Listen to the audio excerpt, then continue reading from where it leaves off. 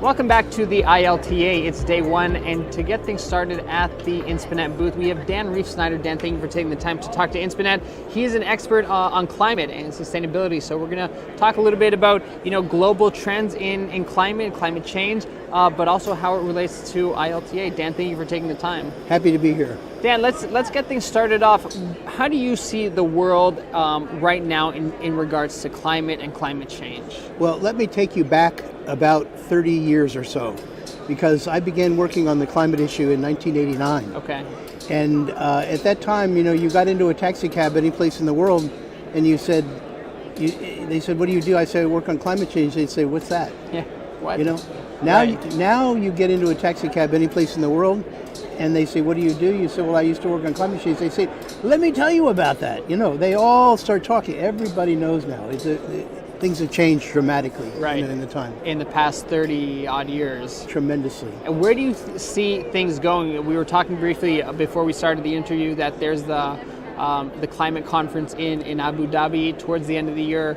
And how optimistic are you in terms of countries coming together and being able to agree on a goal in terms of but degrees Celsius that we can sustain? Well, this expression, it's a marathon, not a sprint. Right.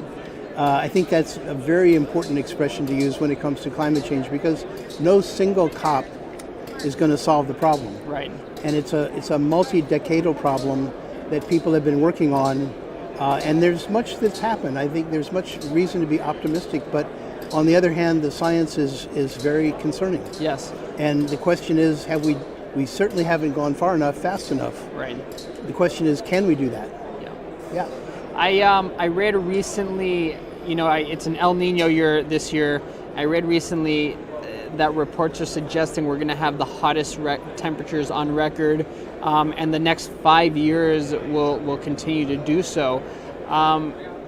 What steps can we take? I'd like to ask what steps can we take on an individual level, but I think really what we need to do is accountability for large global corporations that are leading climate change. Well, it's been really gratifying and fantastic to see the change that has occurred over the past 30-some years, because I think the issue has entered people's consciousness now in a way that never existed before. Right. And everyone is trying to figure out, how can I help? What can I do?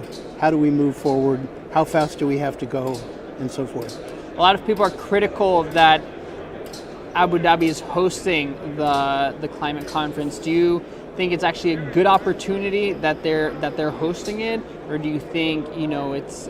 Let's talk about that. Well, the COPs move around. That's true. And last year was in Egypt. Where was it before that? Well, it's been in Egypt, it's been in Spain, it's Paris, been of course. Brazil, it's been in Paris, it's been in Bonn, it's been in many places. Right. And the COPs move around. I think it's a very positive thing that they move around, because every time they do, they raise the level of consciousness about the issue wherever they are. Yeah. And I think the Middle East is a great place to raise the level of consciousness about the climate issue. Yeah. Dan, something that I picked up when I attended other conferences with Inspinet was how, the oil and gas industry, while some aspects can be quite, dirty, so to say, other parts of it, it's intrinsic to these companies to be efficient and to be sustainable because it leads to more profitability. What do you think about that? I think that's very true. Yeah. I think that's very true. I think people are they are very conscious of their public, very conscious of their customers, very conscious of public perceptions. And I think everyone is trying to meet the expectations, the higher expectations that people have now of business. Right. Let's focus maybe, considering we're in the United States and ILTA is, generally, not entirely, but generally an American conference.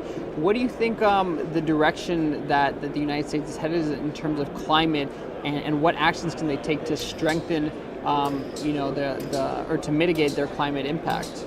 Well, I think things are moving actually fairly quickly here. You wouldn't necessarily know from our politics, right. but I think they're moving faster than our politics. So. Yeah. That's very hopeful.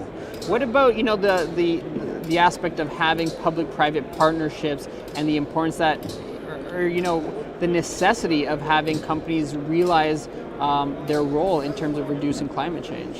Well, I think they do realize the role, and I think they're looking to partner with people to try to address the problem. Yeah. Dan, you have an inside look in ILTA. Can you tell us, as an organization, where are they headed? What is their mission in terms of sustainability? I think they're very interested in the issue of energy transition. We heard from Daniel Jurgen today at lunchtime about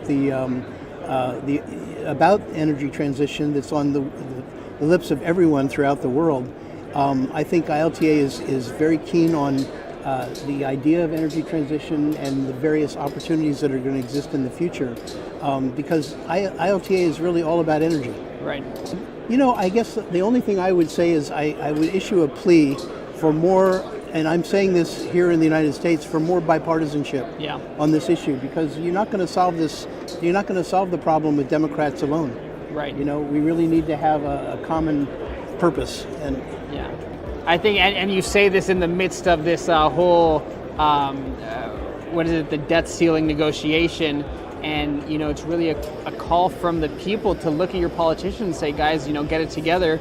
And figure out a plan that's good for us and not just good for you guys. Absolutely. Yeah. Absolutely. Dan, thank you so much for your time Thank you. From the InSpinet booth here at ILTA.